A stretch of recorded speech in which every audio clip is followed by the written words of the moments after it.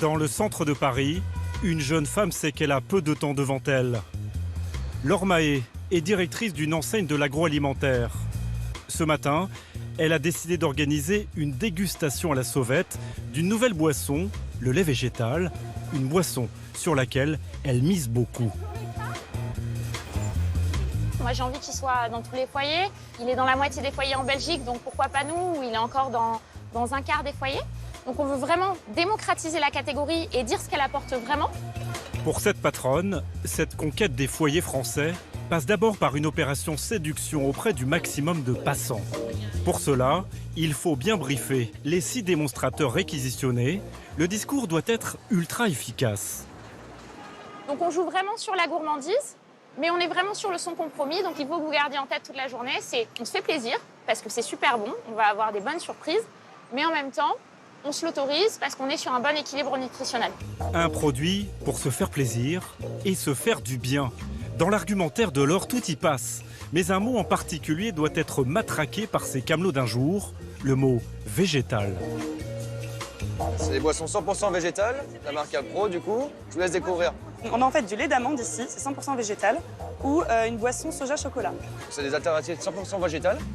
Voilà, à des produits laitiers. Ce discours appris par cœur fonctionne à merveille. L'image nature fait mouche. La saveur, elle est très agréable, la texture aussi, c'est sympa. Ça change un peu du lait de vache et je pense que c'est meilleur aussi pour la santé. Et où est-ce qu'on peut les trouver, vos produits? Partout, dans tous les supermarchés. Très bien. Ce qui me plaît, c'est qu'on n'a pas cette impression d'avoir soit des colorantes, soit des produits rajoutés. C'est pas trop sucré, c'est assez naturel. Des consommateurs qui mordent à l'hameçon. Avec ces nouveaux laits végétaux, les représentants de cette marque sentent qu'il y a un coup à jouer et ils n'ont pas tort. Dans l'Hexagone, leur consommation a bondi de 19% l'année dernière. Il en existe aujourd'hui à tous les goûts, à l'avoine, au riz, à la coco ou encore au chanvre et bien sûr au soja, l'un des plus vendus. Mais l'un d'entre eux, à base d'amande, ce fruit sec, riche en magnésium et en potassium, est en passe de devenir le chouchou des consommateurs. Aujourd'hui, tous ces laits végétaux ne sont plus consommés uniquement par les végétariens. Certains Français intolérants au lactose se tournent par nécessité vers ces boissons, d'autres les choisissent pour échapper aux matières grasses du lait de vache ou tout simplement pour diversifier leur alimentation. Misant sur notre soif de bien-être, les fabricants mettent en valeur des qualités nutritionnelles essentielles pour l'organisme. Mais est-ce le cas ? Vendus en moyenne 2,80 €, soit 3 fois plus cher que le lait de vache, ces jus, qui ont pour la plupart l'interdiction de s'appeler lait, car ils ne sont pas d'origine animale, sont-ils si bons pour notre santé ? Et que contiennent-ils exactement ? Lorsqu'elle arrive dans son supermarché, Aurore snob les laits de vache classiques. Son Graal se trouve au bout du rayon. Cette trentenaire est récemment tombée amoureuse des laits végétaux. Elle est même incollable sur le sujet.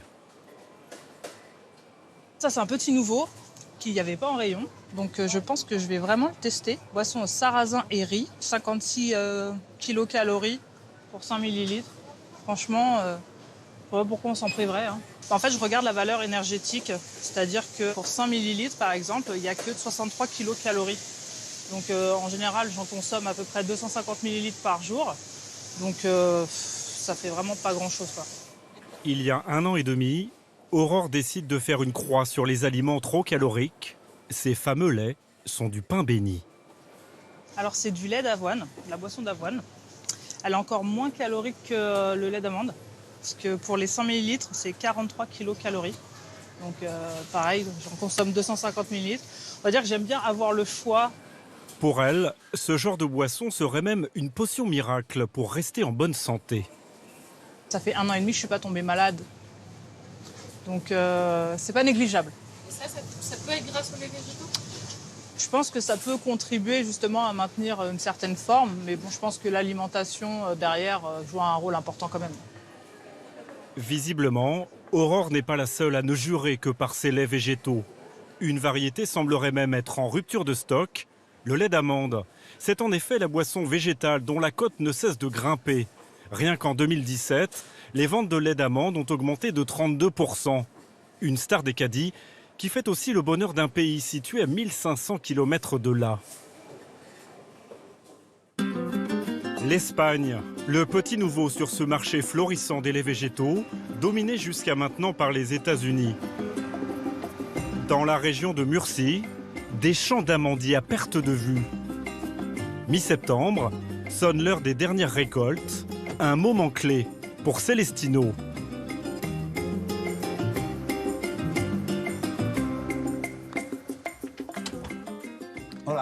Salut.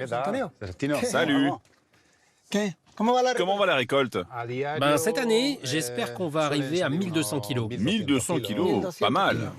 Il y a encore quelques années, les amandes de ce responsable d'une importante coopérative de fruits secs étaient principalement destinées à agrémenter nos apéritifs ou encore nos desserts. Le succès croissant des laits végétaux a littéralement changé la donne. Depuis quelques années, il y a un vrai engouement pour le lait de soja, pour le lait d'amande et pour le lait d'avoine. Il y a une vraie grosse demande. Et aujourd'hui, on vend donc aussi de l'amande pour ça. Et cette augmentation de la consommation de lait d'amande, et a fortiori d'amande bio, c'est une vraie chance pour nous. Pour répondre à la demande, près de 100 000 hectares de champs d'amandiers supplémentaires ont dû être plantés à travers tout le pays. Les amandes de Celestino, elles, sont en partie destinées à une usine locale, située à 200 km de là. Cette usine reçoit régulièrement la visite de Franck Debert, le directeur export d'une marque de lait végétaux bio. À chaque fois qu'il débarque, ce Français de 45 ans demande toujours à Juan, le patron du site espagnol, de lui montrer le dernier arrivage d'amandes récoltées et réduites en farine. Vous l'avez produit hier? Oui, hier matin. Ça, c'est de l'or. C'est les pépites transformées en farine. C'est une matière première qui va nous servir à faire le lait d'amande. De l'or, en effet, car avec un seul sac de 25 kg d'amandes, ils produisent en moyenne 800 briques de lait. Le processus de fabrication est assez rapide. D'abord, la poudre d'amande est déversée dans une énorme cuve où, selon les recettes, ce fabricant ajoute du sucre, du sirop d'agave ou encore du chocolat en poudre, par exemple. La mixture est ensuite mélangée à de l'eau. À l'arrivée, des cuves de 25 000 litres chacune, remplies du précieux breuvage. Celui-ci sera ensuite conditionné en briques d'1 litre. A priori, rien de bien sorcier donc. Mais la prouesse de cette usine, c'est de réussir à faire sortir 10 millions de briques de lait végétaux chaque année de cette ligne de production pour répondre à une demande en pleine expansion. Toutes ces palettes qui sont là, ça va partir en France. On a aussi donc une autre partie qui peut partir là pour l'Espagne. Ça, c'est une boisson végétale espagnole. Ici, on a une partie qui est prête spécialement donc pour les pays arabes, pour Dubaï. Attendez qu'on travaille très bien aussi avec ces pays-là. Voilà. Ça part partout, quoi. Ça part partout. Mais Franck Debert ne veut pas s'arrêter là.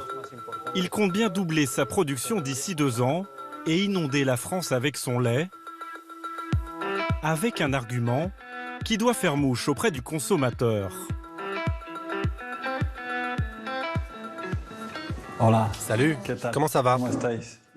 Bien, et toi? En ce moment, il planche avec le département marketing sur le tout nouveau design du best-seller de la marque. Donc ça, ce sont les 2 premières propositions? Oui, c'est ça, 2 propositions avec changement de typographie. 2 types de lunettes aussi. Bon, c'est bien. On maintient bien le thème du végétal avec ces belles fleurs d'amandier.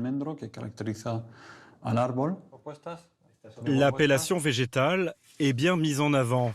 Mais le plus gros changement, ce n'est pas le lifting de l'amande, plutôt ce qui se situe sur toute une face de ces briques. Il s'agit d'un texte, un question-réponse de prime abord assez indigeste, mais dont la conception ne doit rien au hasard. Moi, je pense que c'est une bonne chose de mettre ce petit quiz. de proposer des questions, des réponses sur l'allégation sans sucre, pour éduquer un peu les gens. Oui, ça marche très bien d'apposer ces informations très basiques. Ça correspond tout à fait à la ligne que l'on défend. Un message clair et limpide, ce fabricant n'hésite pas à présenter son produit comme un allié indispensable pour la santé. Vous marquez aussi ce que le consommateur a envie d'entendre en ce moment, un discours plutôt sur le sans sucre, le bien-être. Oui, tout à fait. Ça correspond aux attentes et vous... Ça correspond aux attentes. Les gens sont de plus en plus conscients que quand ils vont regarder les informations nutritionnelles, est-ce qu'il n'y a pas trop de calories, est-ce qu'il n'y a pas trop de graisse ou est-ce qu'il y a assez de protéines? Non, mais quelle est la quantité de sucre qu'il y a dans le produit? L'argument santé, c'est un nouvel argument de vente, quoi. L'argument santé, mais aussi l'argument nutrition. Toi, Dienaba, t'en penses quoi? Moi, je préfère celui-ci. Mais par contre, avec l'autre typographie. Le sans sucre en gras. Donc celui-là, mais avec les bonnes lunettes en fait. Oui, moi aussi, je préfère celui-là. On lit beaucoup mieux notre argument de vente, l'argument sans sucre. Un packaging qui fleure bon le végétal, ce genre de jus séduirait des millions de Français qui, en les buvant, sont persuadés de consommer un produit naturel et sain. Nous retrouvons Aurore chez elle. Sa passion des laits végétaux l'a amenée à changer radicalement sa manière de cuisiner. Méron, Chaque jour, tu viens aider maman pour ranger les courses? elle teste de nouvelles recettes à base de laits végétaux. Elle a même converti Méron, sa petite fille de 3 ans et demi. Maman, elle a tout acheté pour faire des pancakes. Alors, maman cherche la recette. Tu veux prendre quel lait, du coup? Du coup, je prends les couleurs ici. Tu veux celui-là? Celui-là, c'est lequel? Celui-là. Waouh, c'est le préféré de maman. Ah oui, tu le veux? Bah oui, je veux bien. Je sais pas encore lire, mais en même temps, je suis contente parce que c'est mon préféré. Voilà, vas-y. Aujourd'hui, elle a décidé de faire des pancakes T'as vu, ça sent bon, hein? à base de lait de coco. Regarde. Oui, on va manger des pancakes.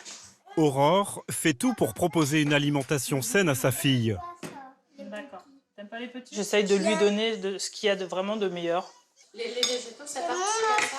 Oui, je pense que les végétaux participent vraiment à la base de l'alimentation, en fait. Du moins, pour avoir une vie saine et équilibrée. Allez, ouvre la bouche. Je sais que ça lui apporte vraiment toutes les vitamines, les minéraux. Je pense qu'il y a des équivalences. Et comme dans le lait animal, il y a des protéines. Les protéines, elle en retrouve dans d'autres aliments. Donc, je pense que c'est un équilibre à faire. On mange encore un petit bout avec maman? Non. Non? T'as assez mangé? Ces laits végétaux sont-ils si vertueux que ça? Cette mère de famille ne s'avance-t-elle pas un peu trop vite? Pour le savoir, nous avons voulu connaître la composition précise de toutes ces boissons. Nous avons demandé à un laboratoire indépendant de tester 2 grandes marques de lait d'amande vendues dans le commerce. Nous décidons ensuite de soumettre les résultats à une spécialiste. Bonjour. Bonjour. Bonjour. Emilienne Enchantée. Bachar, France Vanessa 2. Gouillot, je vous en prie. Merci. Venez, je vous installe. Vanessa Gouillot est nutritionniste en région parisienne. À la lecture de ses analyses, elle constate que dans une brique de lait d'1 litre, un ingrédient tout bête dame le pion aux petits fruits secs. On est quasiment à 90-95% d'eau sur ces boissons-là. Finalement, dans le commerce, en termes de matières premières, on ne va pas plus haut que 7% de matières premières. On aura entre 2 et 7% de matières premières. Et en effet, sur ce point, les fabricants n'avancent pas masqués. Ce taux extrêmement faible figure bien sur les emballages. Le consommateur est donc prévenu. Franck Debert, le directeur export de la marque espagnole, assume d'ailleurs sans problème que ces boissons renferment surtout beaucoup d'eau et finalement très peu d'amandes. On pourrait mettre plus d'amandes, mais si on met plus d'amandes, après à la fin, on va obtenir quelque chose de très pâteux. Et donc, ça va plus être assez liquide pour le consommateur. Donc, c'est vrai que la dilution fait que, à la fin, on n'a pas les mêmes apports nutritionnels que dans la matière brute. Mais il s'agit d'une boisson. Toujours est-il que quelques grammes d'amandes supplémentaires dans chaque brique ne feraient pas de mal et n'auraient aucune incidence sur la consistance du produit. Mais ce qui fait tiquer Vanessa Gouillot, la nutritionniste, ce sont certaines allégations mises en avant sur plusieurs packaging, et en particulier un argument choc, la richesse en calcium de ces boissons. Ça ressemble à un produit de lait de vache en termes de packaging. Il y a le mot calcium, puisqu'en fait c'est souvent là-dessus qu'on jauge un lait à son équivalence. Donc là, tout est fait pour vous permettre de vous dire « ça c'est bon pour ma santé ». Et tout le problème, c'est que ce calcium synthétique rajouté aurait moins de vertus que celui que l'on retrouve naturellement dans le lait de vache. Et en troisième intention. Si la nutritionniste considère que sa présence dans les boissons végétales ne peut pas faire de mal, elle émet tout de même des réserves sur son utilité. La biodisponibilité, c'est-à-dire la facilité avec laquelle votre corps va pouvoir absorber ce calcium, est fortement remise en question. Du calcium ajouté n'est pas toujours aussi bien absorbé que le calcium naturellement présent dans l'aliment. Reste qu'aujourd'hui, de nombreux consommateurs ne font pas toujours la différence entre cette boisson plaisir et les laits traditionnels riches en nutriments essentiels.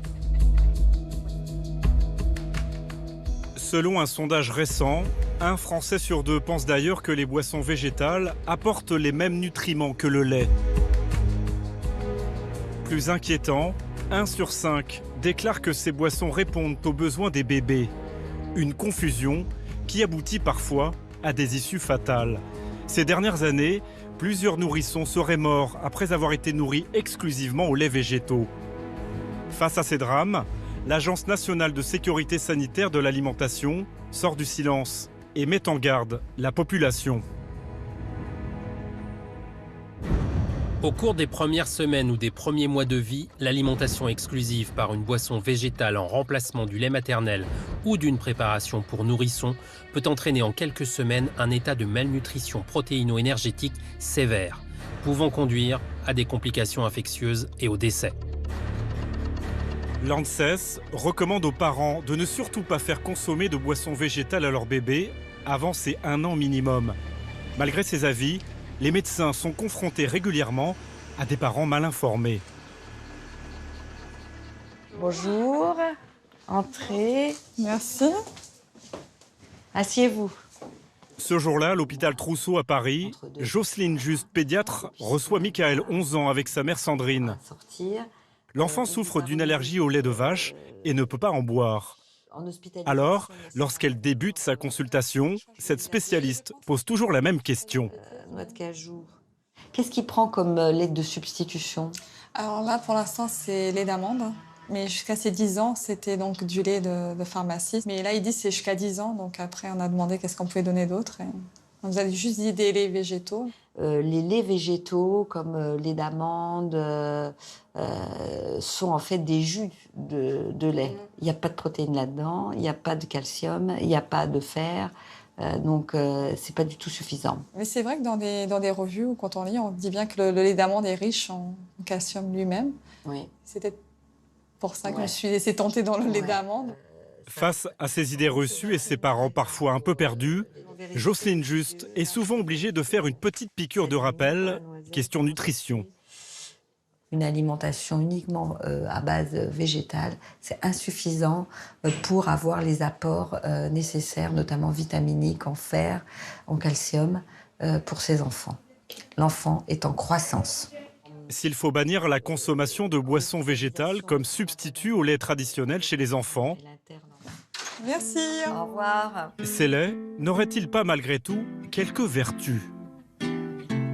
Pour profiter des bienfaits des matières premières contenues dans les laits végétaux, la solution ne serait-elle pas de les fabriquer soi-même, tout simplement ? Bien caché au fond de cette cour arborée du 14e arrondissement de Paris, c'est dans sa cuisine que la chef Angèle Ferremecht élabore les recettes végétales qui ont fait sa renommée. Elle fait aussi régulièrement partager sa passion pour la cuisine saine à l'occasion d'ateliers culinaires. Bonjour. Bienvenue. Merci beaucoup. Salut. Comme ce jour-là, avec ces 2 trentenaires parisiens. Est-ce que vous connaissez un petit peu? Au menu, la fabrication d'un lait d'amande maison. Bon, alors là, j'ai fait tremper les amandes, je les ai fait tremper 12 heures. Donc elles sont activées, elles sont plus intéressantes nutritionnellement. C'est pas la peine d'enlever la peau parce que sinon ce serait un peu long et le but c'est de se faciliter la vie. Pour la recette, rien de plus simple. Il suffit d'un mixeur, d'eau et d'une bonne quantité d'amandes. Donc en fait là on va utiliser 140 g d'amandes pour 75 centilitres d'eau. Et quand on le fait soi-même, on peut aussi maîtriser les quantités, donc aussi choisir le goût qu'on veut avoir. 140 g d'amandes pour 75 centilitres d'eau. La recette d'Angèle en contient 20% au litre. C'est presque 3 fois plus que le taux maximum des laits d'amandes vendus dans le commerce. Voilà, donc maintenant, on va pouvoir les mixer.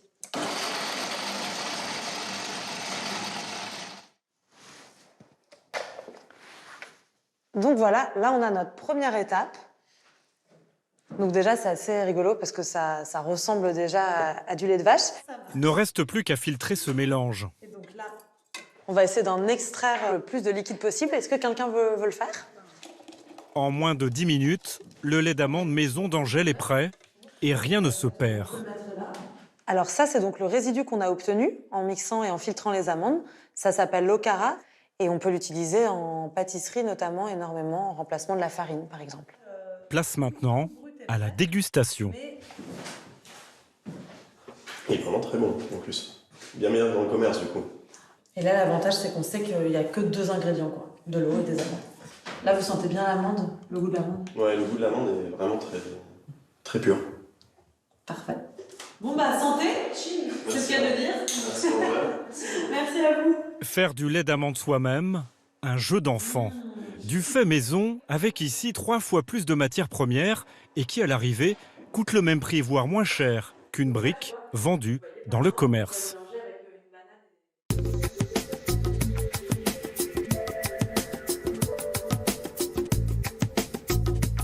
Et au-delà de l'alimentation, c'est vrai que le végétal est un peu le mot à la mode en ce moment. C'est vrai aussi, vous allez le voir, pour la décoration d'intérieur. Avec le grand retour des plantes vertes, c'est le dernier grand chic. Transformer son appartement, transformer son intérieur en véritable jungle tropicale avec des tarifs de plantes vertes qui atteignent parfois, vous allez voir, c'est surprenant, des sommets. Des ventes géantes sont aussi organisées. Elles attirent des centaines d'acheteurs. Alors qui sont ces collectionneurs frénétiques de plantes vertes que cache aussi ce nouveau business qui, vous allez le voir, n'est pas toujours si vert? Enquête signée Romain Perrault. Ce samedi, tout près de la Loire à Nantes, un événement rameute les foules. Une cinquantaine de personnes font le pied de grue et sont eux-mêmes étonnés par le monde qui les entoure. Je savais pas qu'il allait y avoir la queue. Donc je pensais pas qu'il y aurait autant de monde. 30 personnes, allez-y. À 9h pétantes, c'est l'ouverture. Ils accélèrent tous le pas pour être les premiers à profiter d'une vente d'un nouveau genre. Pendant 48 heures, c'est une petite jungle qui va leur être proposée. Pas moins de 10 000 plantes de 70 variétés différentes. Il y en a pour tous les goûts. Des miniatures, des tombantes, des piquantes, d'autres beaucoup plus luxuriantes. Un choix très large qui épate cette famille nombreuse. Les rugueux. Avec oh, lui. Ouais, mais toi, il est violent le tien. T'as vu, regarde, il y a des pics partout. Comme la plupart des clients, ils peuvent se lâcher, car les prix sont cassés de 2 à 10 € l'unité. Le caméo d'Orac, ça nous fait 95, 100 avec l'aromatique et 115 avec le Forbe. Ça va, hein? Et non, ça va, t'as vu tout ce qu'on a pris? Cette famille, comme les 3500 personnes qui sont passées dans cette vente, sont reparties avec une bonne dose de verdure. Signe d'un retour de flamme pour les plantes vertes, encore inimaginables il y a peu. Pendant longtemps, elles étaient cantonnées à certaines loges de concierges, un peu kitsch, ou aux intérieurs désuets de nos grands-mères. Mais depuis quelque temps, les plantes vertes sont devenues très tendance chez les citadins. On est vraiment entouré de béton, donc on a besoin d'avoir du vert dans sa vie, on a besoin d'en prendre soin, on est hyper éloigné de la terre. Je pense que je m'en achète au moins une toutes les semaines. J'essaie de leur trouver un petit endroit et de les faire vivre déjà. Ça fait vraiment du bien d'avoir du végétal dans son appartement et dans sa vie. Dorénavant, il y en a plein les magazines de décoration. Dans le monde entier, des collectionneurs sont massivement suivis sur les réseaux sociaux. Des boutiques branchées les proposent et des entrepreneurs se sont lancés sur ce créneau. Alors quels sont les dessous de ce nouveau marché qui n'est peut-être pas toujours aussi vert que ça? Et qui sont ces nouveaux amoureux de la bonne vieille plante verte? On peut dire que pour certains d'entre eux, c'est une passion plutôt envahissante. Justine Janin, 30 ans, a de nouveau craqué aujourd'hui. Je ramène une nouvelle copine. Bon, j'ai ramené celle-ci, on va la mettre devant la fenêtre, sur le petit chariot. Je pense que ça va être sympa. Ok. Elle n'a pas résisté devant cette grande plante originaire d'Afrique du Sud, une strelitzia, également appelée oiseau de paradis. Ça a des sacrées racines, hein. Une fois rempotée, elle va rejoindre la grande famille verte que s'est créée Justine.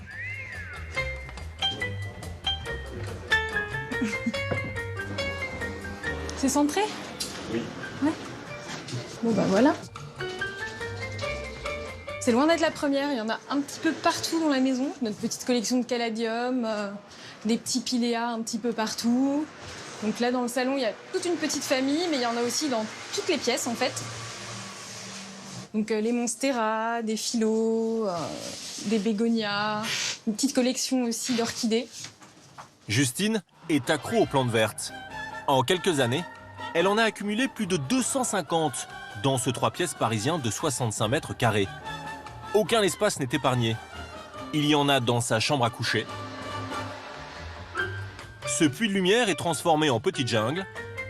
Et dernière touche, une plante trône aussi au-dessus des toilettes. Tu fais attention, faut la sortir de son cache-pot. Une passion envahissante, mais aussi dévorante en termes de temps. Chaque dimanche, c'est le grand cérémonial de l'arrosage. Elle en a pour 4 heures. Une addiction qui a également un prix. Ces nouvelles plantes qu'elle acquiert chaque mois représentent plusieurs centaines d'euros. Celle-ci coûte la bagatelle de 250 €. Mais cette coiffeuse, qui est passionnée, ne veut pas compter. Il y a le côté de les voir grandir, on s'en occupe beaucoup. Dès qu'il y a une petite pousse, une nouvelle feuille ou quoi que ce soit, c'est quand même hyper gratifiant. Et puis, c'est juste esthétiquement, c'est fabuleux, quoi. On voit toute la diversité qu'on peut avoir dans les feuillages, dans les couleurs, dans la forme des feuilles. C'est assez incroyable, quoi. Cet amour des plantes, c'est sa grand-mère qui lui a transmis dans son enfance, quand elle habitait en Bourgogne. Elle est montée à Paris il y a 10 ans avec ses créatures végétales bien aimées. Et là, elle a rejoint un mouvement qui la dépasse très largement. Régulièrement, Justine prend ses plantes en photo. Coquinou, c'est fini? Et ce n'est pas pour se faire des souvenirs, mais pour alimenter les réseaux sociaux, notamment avec ce beau spécimen très graphique. La monstera, en fait, c'est une grande star des réseaux sociaux. En fait, tous les lundis, les amoureux des monstera postent une photo. Donc, c'est le Monstera Monday. J'avoue, c'est peut-être un peu ridicule comme ça. Mais en fait, c'est hyper marrant. On voit un petit peu le suivi des monstera, des comptes qu'on suit déjà. Tenez-vous bien, comme elle, chaque semaine, des milliers d'amoureux de la monstera postent des clichés du monde entier. Il y a ce modèle plantureux d'Indonésie, plus famélique d'Australie, ou sous un éclairage un peu kitsch du Canada. La plante verte est une passion mondialisée et digitalisée. Justine est suivie elle-même par 35 000 personnes. J'essaye de poster des photos assez régulièrement donc de tout ce qui se passe à la maison, les plantes, les chats, les nouvelles arrivées. Ces jeunes urbains veulent pouvoir se fournir autrement que chez le fleuriste du coin ou dans de grandes jardineries de périphérie. Et des entrepreneurs l'ont bien compris. À Nantes, c'est le jour J pour Léo Simala, 30 ans.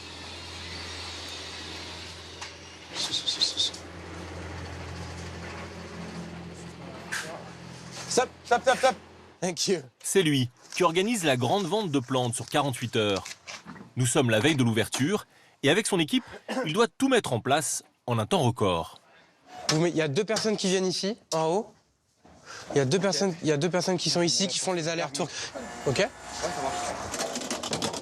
Il réceptionne pas moins de 10 000 plantes. Je l'emmène directement là-bas, Morgane. j'emmène direct là-bas. Et n'a que quelques heures pour les installer dans cette arrière-salle de restaurant. Ses atouts, par rapport aux grandes jardineries situées en périphérie, c'est de vendre en plein centre-ville ce très large choix. Il y a 70 variétés différentes, mais surtout à des prix qui défient toute concurrence, de 2 à 10 € pièce. Il a mec, compris. il fait bien 10. Ouais. Ok. Les... 6 Pyrrhus, papyrus, 10 aussi. Sur la 5. 5 aussi, ouais. Ok, très bien, j'en ai pour être sûr. Et celle-ci, tu 5 balles aussi, ouais. Alors, comment fait-il pour proposer des prix aussi bas? D'abord, il n'a ni boutique ni stock. Il loue à chaque fois un lieu différent, comme celui-ci. Gagner un maximum d'espace. Le moins de centimètres est important là. Ensuite, Gloria et Morgane sont ses 2 seuls salariés en CDI. Les autres sont embauchés le temps de la vente. Ils sont rémunérés 80 € net la journée de 8 heures. Et pour la décoration, le patron ne fait pas de fioritures. Tout est présenté en l'état, même s'il trouve des qualités esthétiques à ses chariots.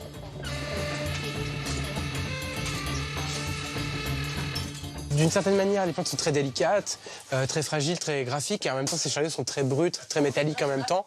Et voilà, c'est un peu notre touche. Et oui, effectivement, ça nous démarque de la grande distribution des plantes, etc. Je le pense. Après 5 heures ventées, il y a très peu de temps.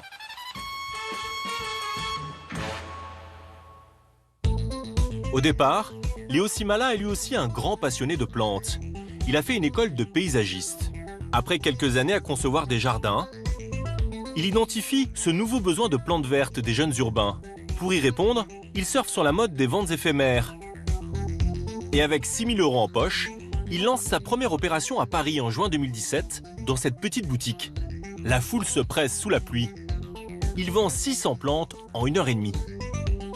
Il enchaîne ensuite les villes, Lille, Bordeaux, Lyon, Marseille, et espère de nouveaux cartonnés, ce week-end à Nantes. Bonjour. Souriez, vous êtes filmé. Samedi, 8 h du matin, il retrouve son équipe. Son entreprise a beau être toute récente, la méthode marketing est bien rodée. Pour commencer, tout le monde doit revêtir un uniforme. Vert, évidemment.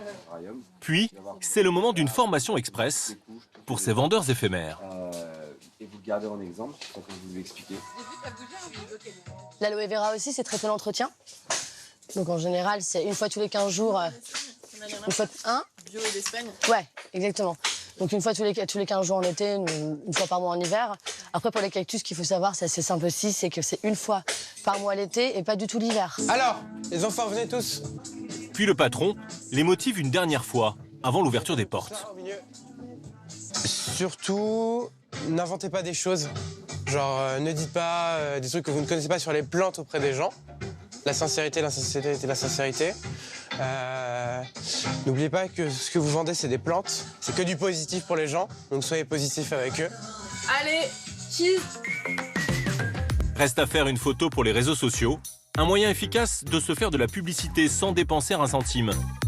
La vente a ainsi été annoncée à plusieurs reprises ces dernières semaines. C'est comme ça que cette petite foule a été attirée. Dont cette mère et cette fille qui ont fait 50 km. C'est la deuxième fois qu'elles viennent, alléchées par les prix. C'est cher dans les autres magasins. Donc là, c'est vrai que les plantes à 5-10 €, ça vaut le coup, quoi.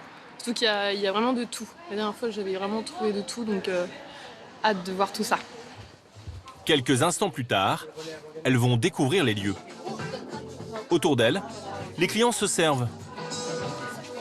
Et les vendeurs n'ont pas grand-chose à faire, à part les accompagner de quelques conseils. D'accord. En général, vous pouvez les... Ouais, c'est exactement. Vous pouvez l'oublier un peu, celle-ci. Il n'y a aucun problème. D'accord? D'accord, merci. Je vous en prie. Oui, bonjour. Je me demandais, en fait, c'est pour mettre derrière, mais une fenêtre. Ouais, c'est très bien. Tant que c'est pas en plein soleil, c'est bien. Et d'ailleurs, au bout d'une demi-heure, la mère et la fille ont les bras pleins. Elles se sont notamment procuré la star des réseaux sociaux, la fameuse Monstera, vendue un peu plus cher que les autres, 15 €. Celle-là, je la recherchais vraiment et je l'ai trouvée, donc je suis super contente. Et le cactus. Et le mini cactus. Mickey, bien sûr. Cactus Mickey. C'est joli tout bien. Au total, elles repartent avec 4 plantes pour une addition plutôt raisonnable. 27, s'il vous plaît. Elles rentrent chez elles, heureuses de pouvoir verdir leur maison à petit prix, comme les 3500 clients qui ont fait le déplacement sur 2 jours. Des ventes comme celle-ci, Léo et son équipe en organisent quasiment tous les week-ends. Ils sont présents dans 8 villes en France. Mais ces plantes aux tarifs écrasés, qui donnent le sentiment à cette petite foule d'être au contact de la nature, dans quelles conditions sont-elles produites?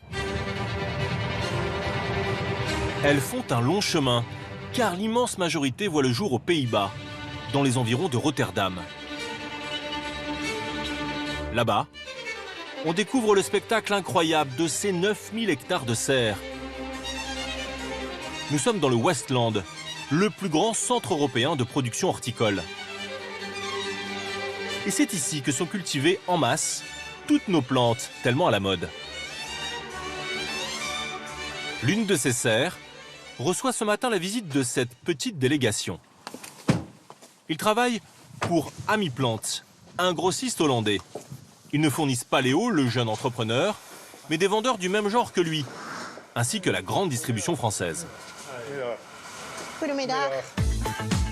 Ce jour-là, ils sont à la recherche d'une des plantes les plus à la mode chez nous, le Pilea. Tombée dans l'oubli il y a quelques années, elle est récemment devenue l'autre vedette des réseaux sociaux. Et ils cherchent des spécimens qui pourront taper dans l'œil des clients. Là, il y a ces feuilles jaunies que nous ne voulons pas. Les marrons non plus. Ça ne va pas. On a besoin de plus de volume sur ce modèle. Oui. Pour plaire, il faut aussi qu'elles atteignent une certaine hauteur, qu'elles prennent suffisamment de place pour être décoratives dans les intérieurs. Alors le contrôleur qualité sort carrément son maître. Qu'est-ce que tu en penses, Oak? Ces plantes sont trop petites. Il nous en faut des plus grandes. Mais le producteur a du répondant, à l'autre bout de la serre.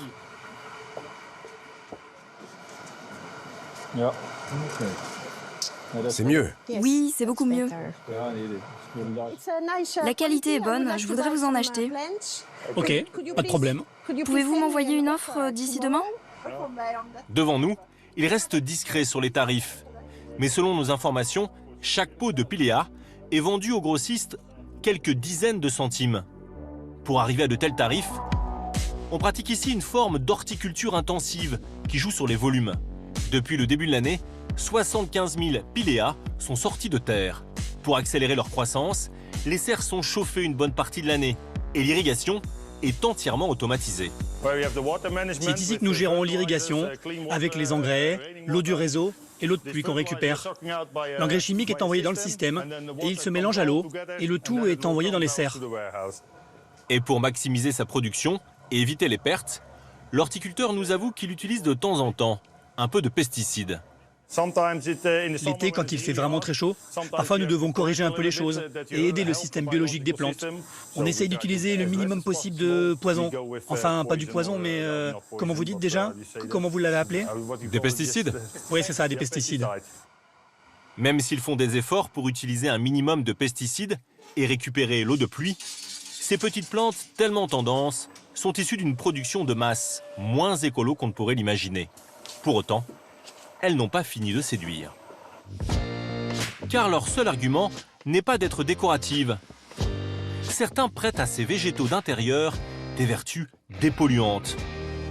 Dans cette grande enseigne de jardinerie, l'étiquette du très populaire Monstera est explicite. Arrosez-la régulièrement et elle vous donnera quelque chose en retour. De l'oxygène. La Monstera purifie l'air. Même argument, encore plus poussé, dans la publicité d'une marque hollandaise qui fournit les grandes enseignes, mais aussi les petites boutiques branchées de centre-ville. Des plantes dont l'effet purifiant sur l'air a été prouvé. Les scientifiques ont démontré que les plantes purifient le climat intérieur, absorbent le CO2, régulent l'humidité atmosphérique et contribuent à la réduction du stress et de l'absentéisme. À l'ADEME, l'Agence de l'environnement et de la maîtrise de l'énergie, Des plantes dont l'effet purifiant sur l'air a été prouvé. Laurence Galzomier s'étonne que ce genre de vertu puisse encore être revendiqué. il est expliqué que les scientifiques ont prouvé la capacité à purifier les plantes. Mais le discours s'arrête aussi net. On prouvait scientifiquement. Mais comment? Quelle étude? Quand? Quelle espèce? Quelle concentration? Dans quelles conditions expérimentales? Ça, c'est pas précisé. Donc pour moi, c'est un argument qui m'apparaît un peu gratuit. Une seule étude, réalisée par la NASA dans les années 80, a montré que les plantes pouvaient dépolluer l'air. Mais c'était dans un univers très confiné, équivalent à celui d'un engin spatial. Laurence Galzomier a de son côté mené une nouvelle étude, cette fois-ci dans une maison témoin, et a trouvé des résultats inverses. C'est ce type de plantes, alors beaucoup moins développées, elles étaient beaucoup plus petites, mais on en avait quand même placé jusqu'à 12 dans 4 jardinières dans la pièce. Le rendement expiratoire n'a jamais été suffisant pour pouvoir épurer l'air complet de la pièce qui avait été testée. Les conclusions, publiées en 2011, sont sans appel. L'ADEME considère que l'argument plante dépolluante n'est pas validé scientifiquement. Les plantes ne dépolluent pas l'air de nos intérieurs, mais il y a beaucoup d'autres bonnes raisons d'en acheter. Il faut cependant prendre quelques précautions si vous en possédez énormément, comme Justine la passionnée. Nous avons montré des images de son intérieur à la scientifique de l'ADEME. Ah ben, là, il y a beaucoup de plantes. Il y en a un peu partout, hein. Quand on accumule autant de variétés, il faut un peu se méfier. Il y a des espèces de plantes vertes d'intérieur qui peuvent être toxiques. Donc, quand on a des jeunes enfants à la maison qui mettent souvent tout à la bouche, qui peuvent mâchouiller des bouts de feuilles, si c'est une espèce qui est toxique, on peut avoir des irritations buccales, des développements d'œdème, des gènes respiratoires. À part ce risque mineur, les plantes vertes sont donc parties à la conquête de notre quotidien. Elles ont même suivi Justine dans son salon de coiffure à Paris. On refait juste les racines, hein. La coupe elle est bien là. Oui. Vous avez coupé quand? Vous en sortez? Quand elle a ouvert sa petite entreprise il y a 1 an, elle a eu l'idée d'associer ses 2 passions, les cheveux et les plantes. On en remet un 3e dedans pour Alma. Tiens, il y en a là déjà accroché. Une 60aine de variétés qui vont de l'entrée de gamme à 10 € à la plante de luxe majestueuse à 250 €. Et pour vendre ce type de spécimen, elle ne ménage pas ses efforts. Vous avez des petites idées? Ouais, c'est ici qu'on aimerait le truc. Ok. Là, ce serait top. Ah, ici, on a un carré qui doit faire à peu près 1 mètre carré au sol. D'accord. Peut-être. Ces graphistes veulent une plante spectaculaire pour une séance photo dans leur bureau. Donc voilà, après, quelque chose d'original et que ce soit hyper... Oui, c'est la plante, ça va. Le lirata? C'est vrai, c'est très joli. Ils ont un petit faible pour la plante la plus chère de la boutique, le ficus lirata, à 350 €. C'est vrai qu'il est magnifique celui-ci, puis ça fait le côté petit arbre qui est assez sympa. Je sais pas. Je trouve très beau, je trouve très bien. Non, mais c'est très beau, mais je trouve que c'est peut-être déjà un arbre en fait. Alors, pour mettre toutes les chances de son côté, Justine part avec la plante dans les bras jusqu'à leur bureau à quelques pas pour qu'ils puissent la voir en situation. Le cortège traverse le quartier. Et la plante, une fois en place, va finir par faire son effet. Elle est magnifique, hein, je ne remets pas ça en cause. J'ai vraiment l'impression d'avoir un arbre. Or, ce que moi je cherche, c'est une plante. Non, mais c'est pas mal. C'est pas mal. Quand même pas mal. Bon, moi j'aime bien. Allez, go. Ils achètent et Justine va empocher 350 €. Depuis qu'elle a ouvert sa boutique il y a 1 an, ses ventes augmentent de 25% par mois.